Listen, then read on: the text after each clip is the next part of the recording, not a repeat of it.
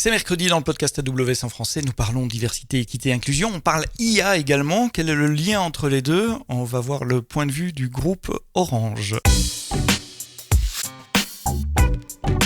Le podcast AWS en français. Sébastien Stormac.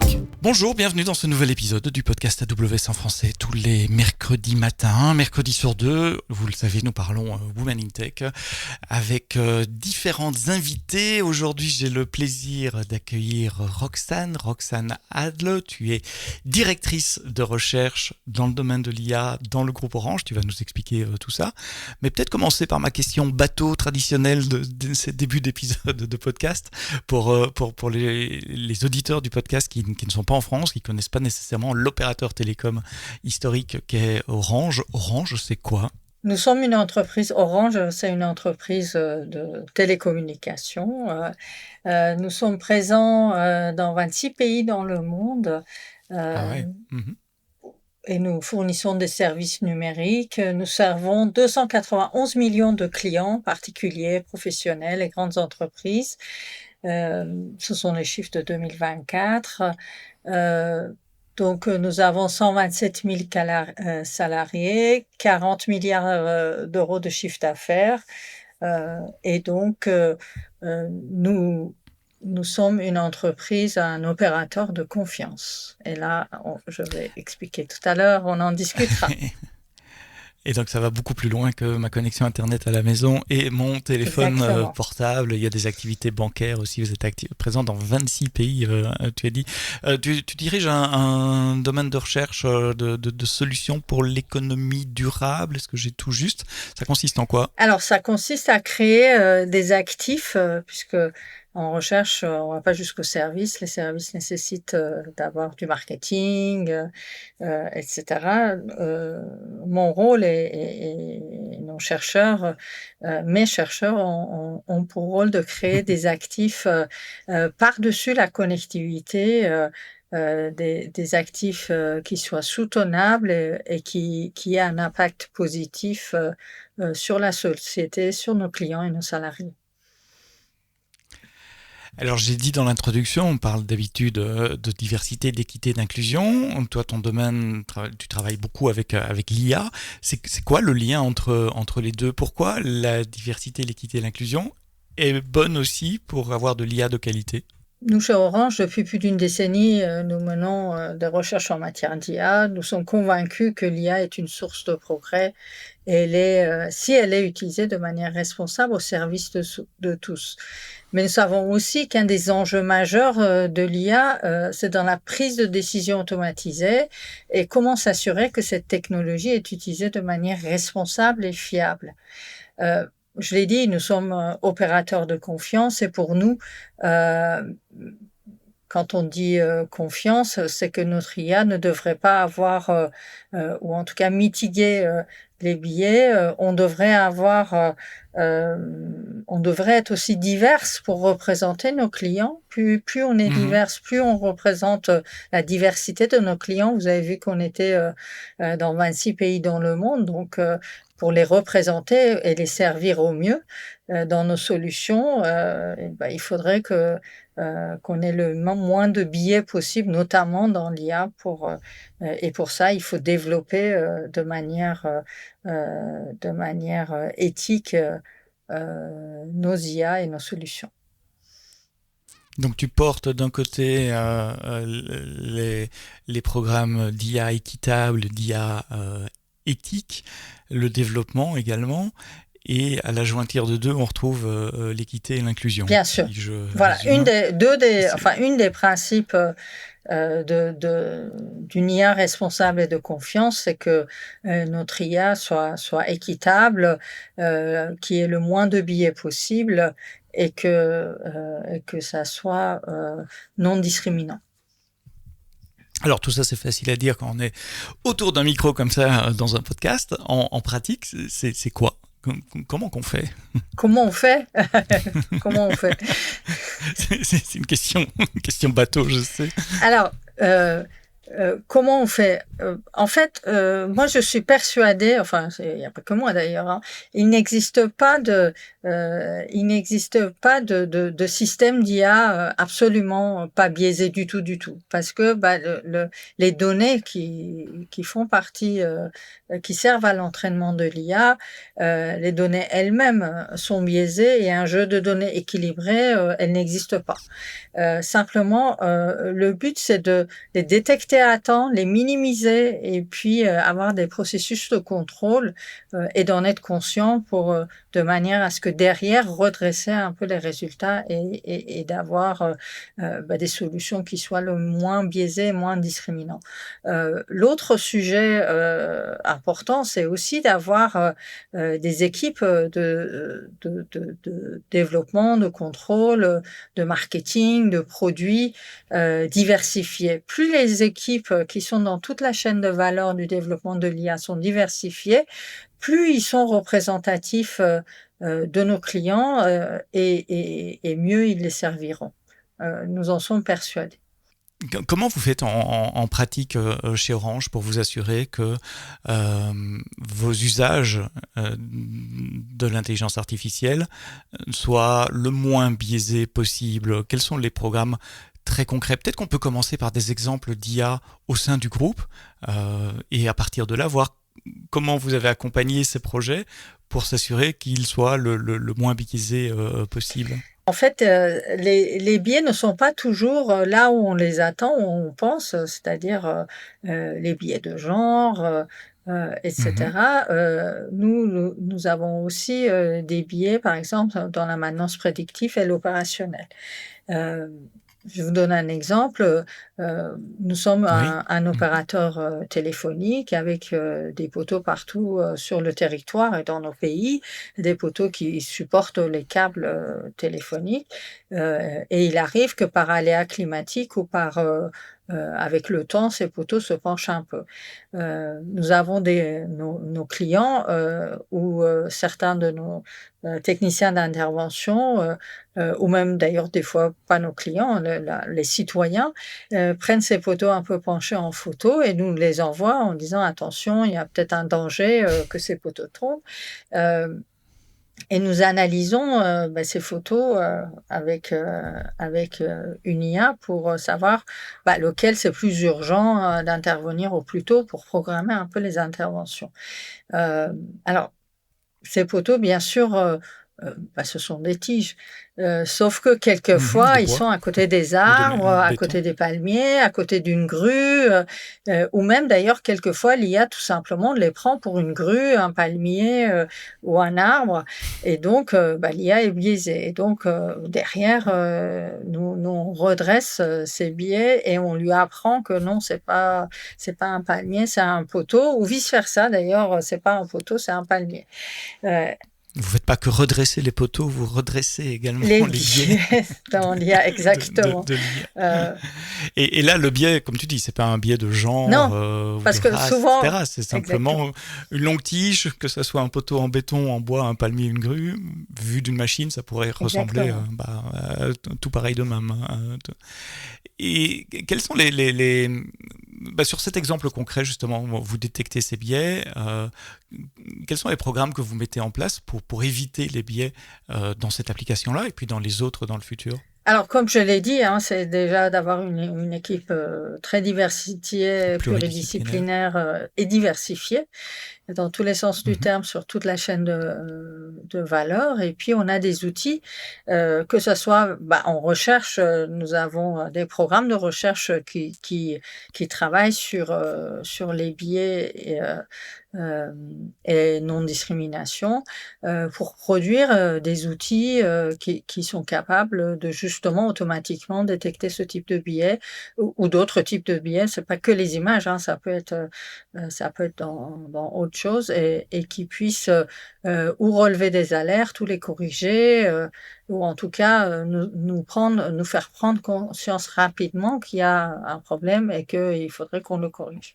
Tu as dit que vous essayez de construire des équipes qui soient diverses et variées également, mais ça implique que dès le recrutement, vous puissiez recruter des candidates et des candidats divers et variés également. Or, toutes les personnes qui étaient à ta place, dans ce podcast avant, ont toutes signalé, c'est dur de recruter notamment des femmes dans la tech ou des personnes d'horizons moins représentés dans la tech.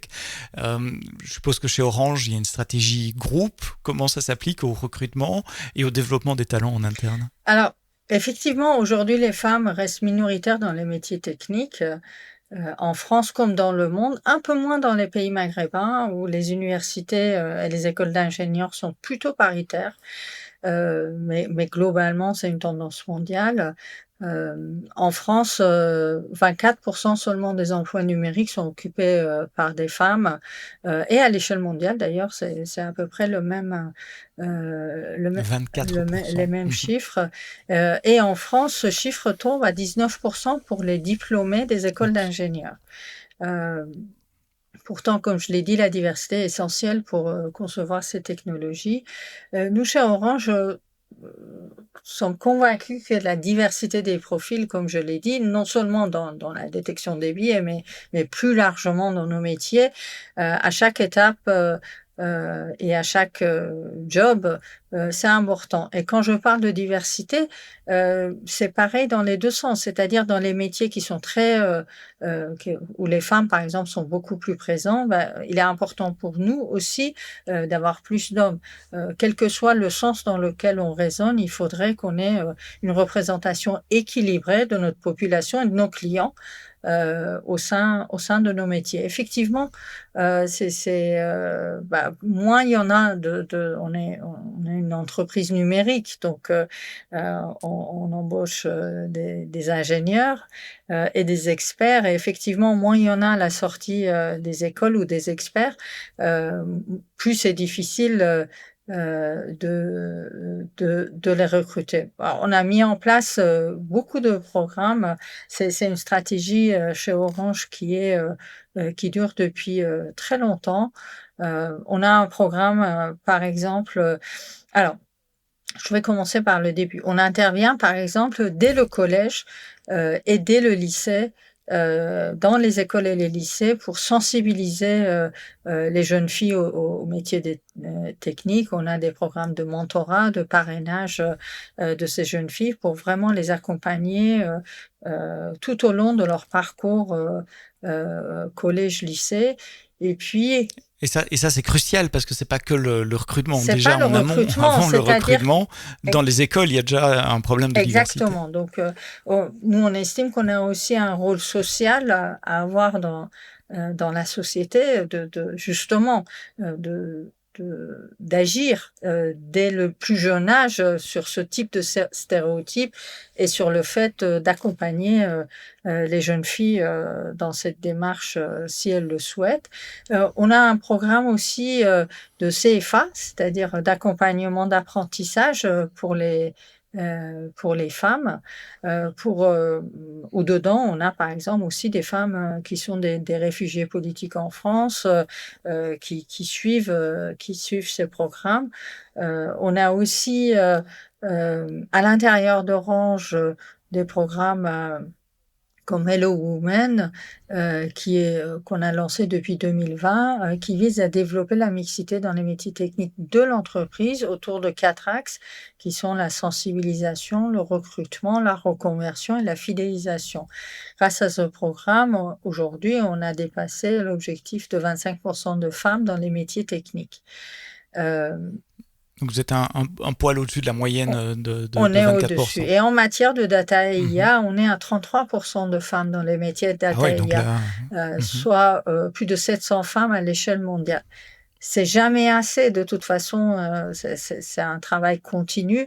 On a des programmes de formation et de reformation des femmes dans ce domaine. On a des parcours de data analystes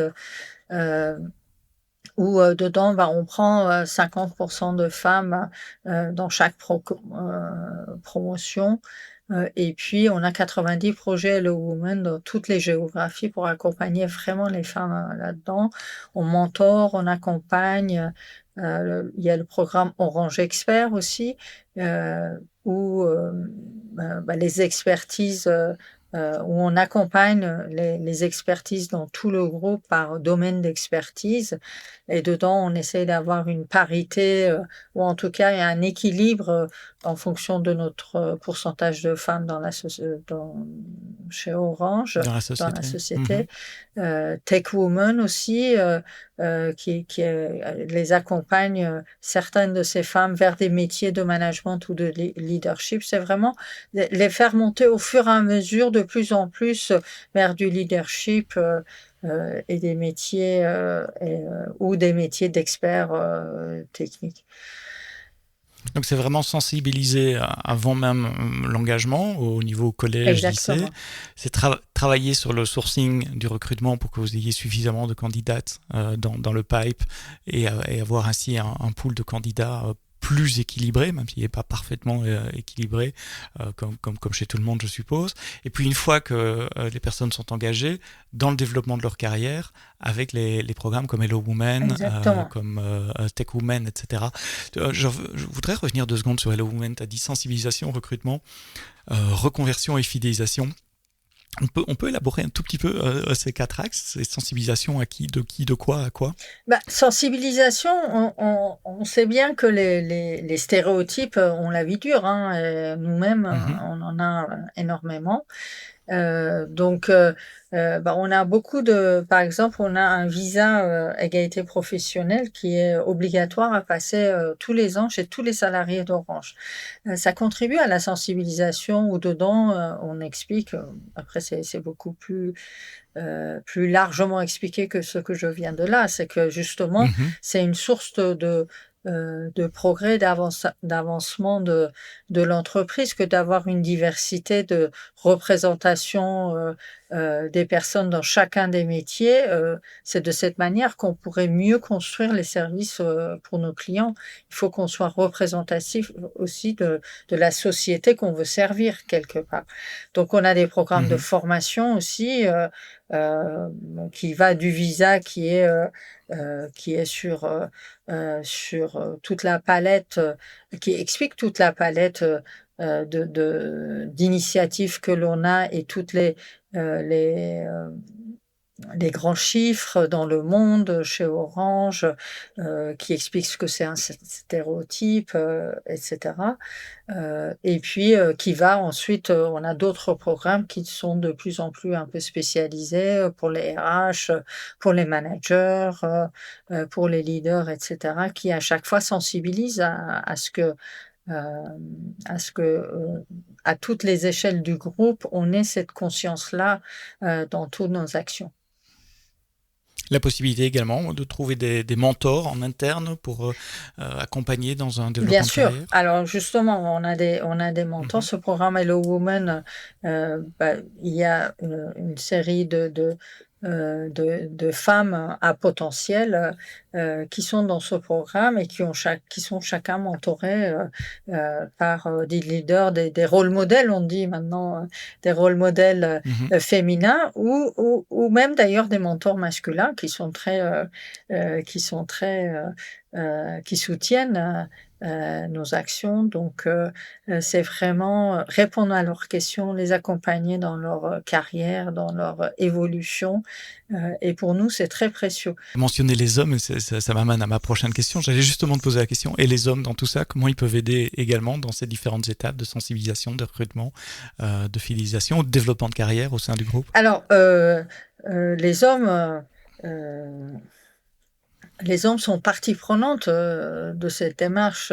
On ne peut pas uniquement s'appuyer uniquement les femmes pour les femmes.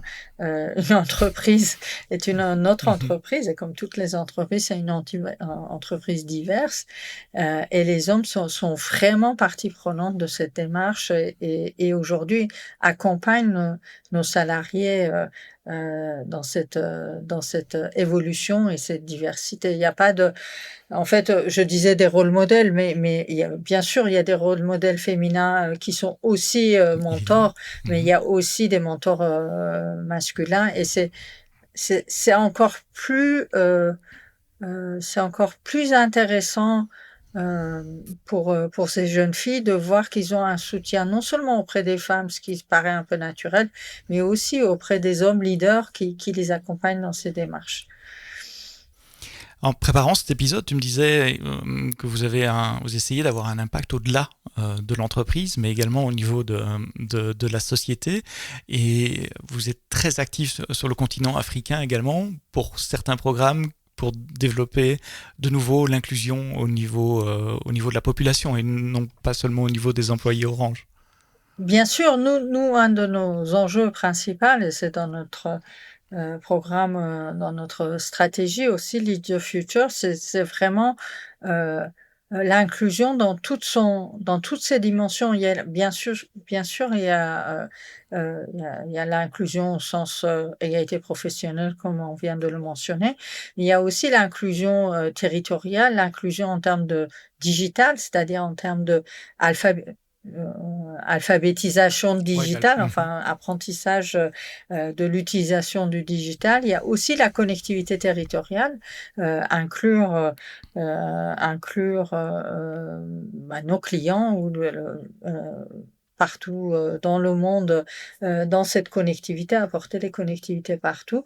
Mais aussi, effectivement, nous sommes présents en Afrique et il est important pour nous de prendre en compte les enjeux particuliers de l'Afrique qui sont pour certains, comme en France, en Europe, et pour d'autres un peu différents.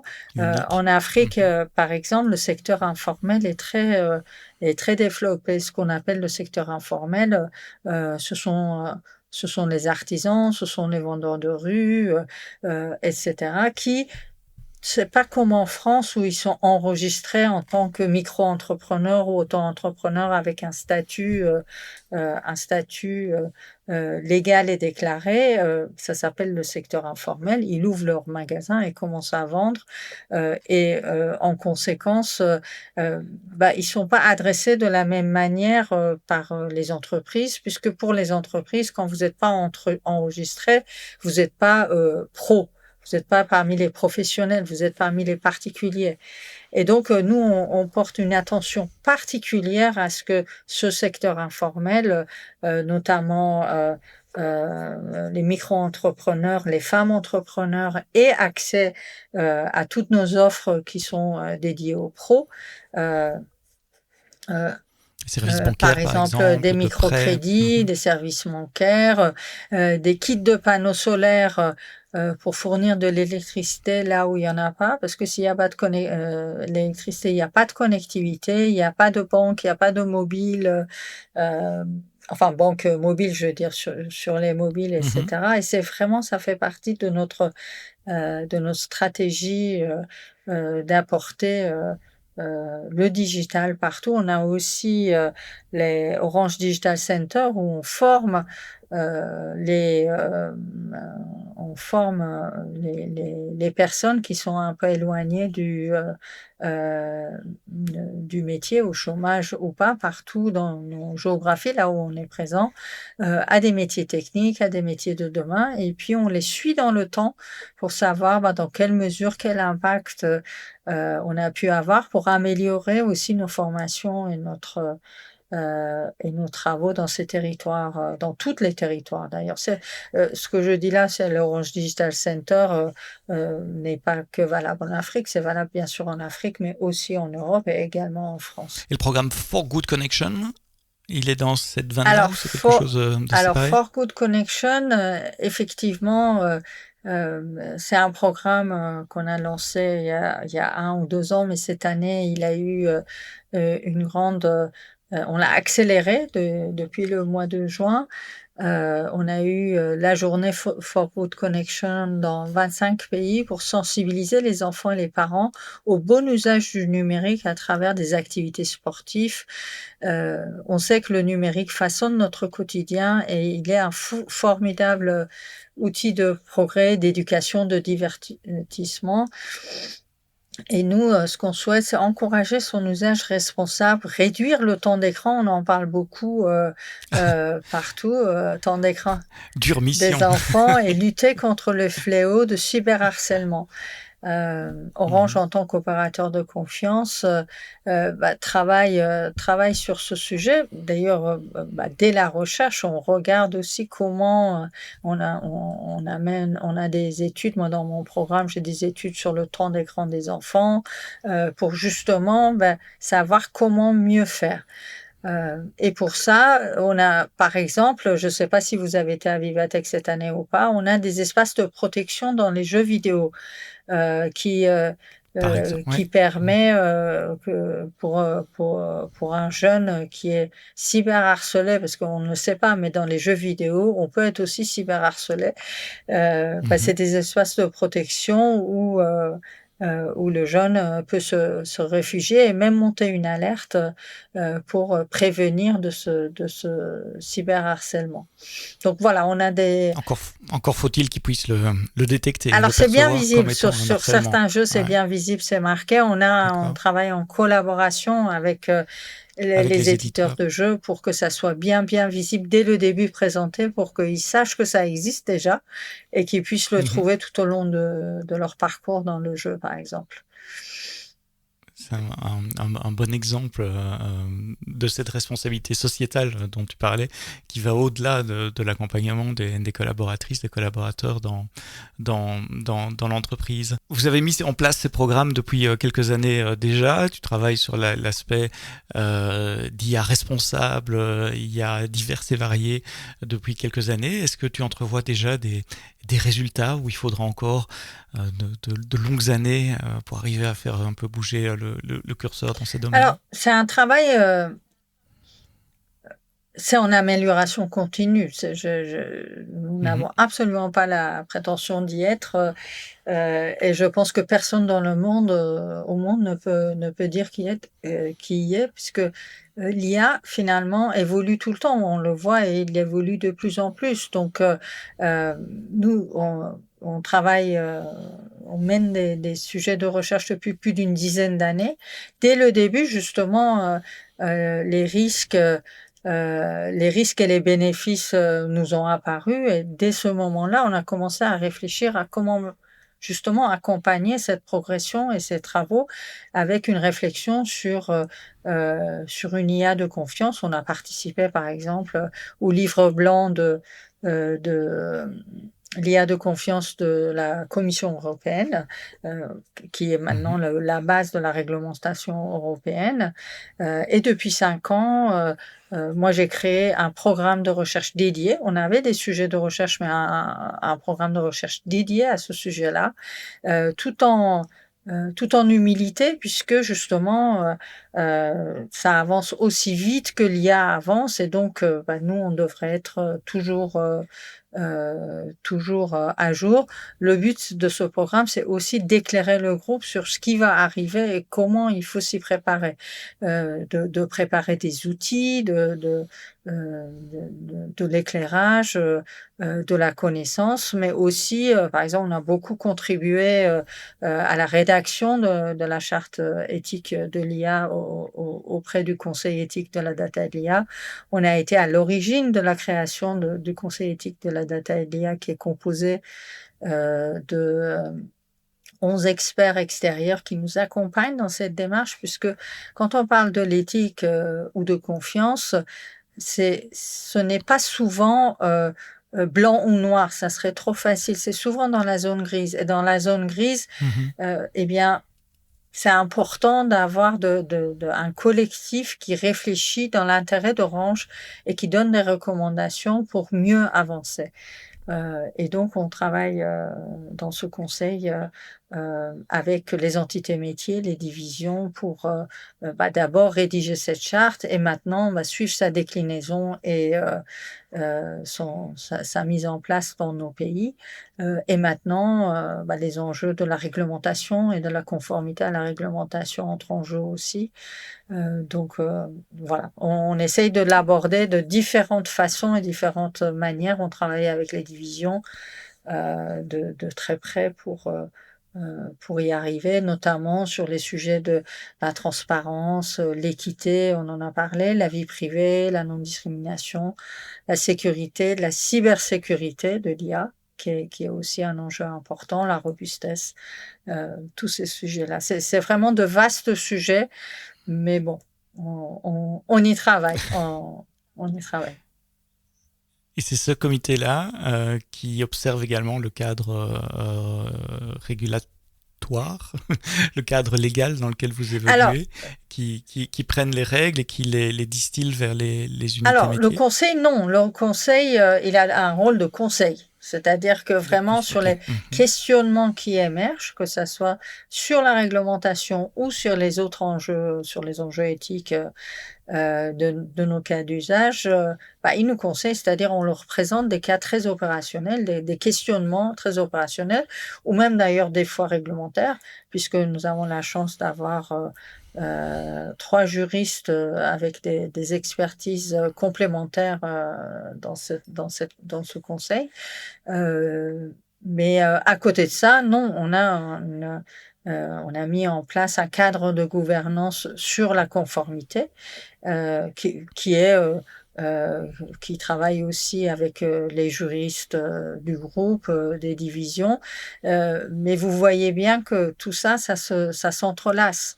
Les uns ne sont pas indépendants des autres, puisque dans la réglementation aussi, les enjeux d'équité, de non-discrimination, de sécurité, de robustesse de la vie privée interviennent aussi. Simplement, aujourd'hui, il y a certains aspects de la réglementation qui sont encore à préciser à part de la Commission européenne, et nous y travaillons à produire aussi, déjà à le comprendre, et puis à produire des guidelines ou répondre aux questionnements de la Commission européenne sur ces sujets-là. Et avec la matrice internationale aussi, puisque tu as dit au début 26 pays, ça veut dire pas uniquement des pays Exactement. européens. Donc il y a différents niveaux de textes et d'avancées en fonction des continents sur lesquels Exactement. vous êtes. C'est-à-dire que, bon, on pourrait se dire que les pays, nos pays qui sont en Afrique, enfin nos filiales en Afrique ne sont pas impactées par cette réglementation. Ce n'est pas si simple, puisqu'on développe quelquefois des briques ou des services ici pour nos filiales, ou vice-versa. Ils travaillent avec nous pour développer des briques, donc notamment sur la vie privée, les données y sont où, qui a produit, ou dans la réglementation, qui l'a produit, qui l'a déployé, qui l'a utilisé. Et même dans nos enjeux éthiques, je vais vous donner un exemple. Notre charte éthique, quand on parle de la vie privée, ce n'est pas toujours si simple, ce n'est pas toujours compris de la même manière, qu'on soit en France, que ça soit en Pologne ou qu'on soit en Afrique. Par exemple, la notion de vie privée en Afrique pourrait être un peu différente de la France. En Afrique, les personnes, quelquefois, quand ils vont payer, très souvent d'ailleurs, quand ils vont payer chez leur commerçant favori, ils donnent leur carte bleue et ils donnent le code. Pour nous, c'est inimaginable en termes de vie privée. Pour eux, c'est tout simplement habituel parce que c'est leurs commerçants qu'ils connaissent depuis toujours, ils ont confiance d'une part, et d'autre part, pour certains, ils ne savent pas forcément très bien utiliser la carte bleue et ils ont davantage confiance en leurs commerçants pour qu'ils fassent au mieux le paiement. Donc, et il n'y a pas de problème, c'est-à-dire que c'est pour eux, leur vie privée n'est pas atteinte. Il n'y a pas une atteinte à leur vie privée.